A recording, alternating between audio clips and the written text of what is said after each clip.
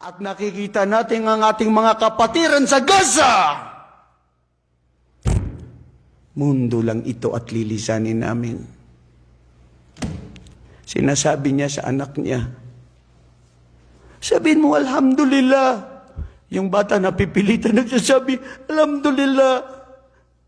Nasaan ang kapatid ko? Nasaan ang nanay ko? Nasaan ang mga mahal ko sa buhay? Nasaan ang tirahan? Nasaan bahay? Sabihin mo, alhamdulillah.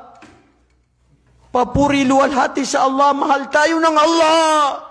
Ang mundong ito ay walang-wala sa akhirah. Mapanlin lang na mundo na pagsunod sa sarili at pagsunod kay Satanas na nilalayo niya tayo sa Allah. La hawla wa la quwata illa billah. Pag-aagawan, nandirito na nakikita natin. Pagmamahal natin sa mundo, hindi maiwas-iwasan.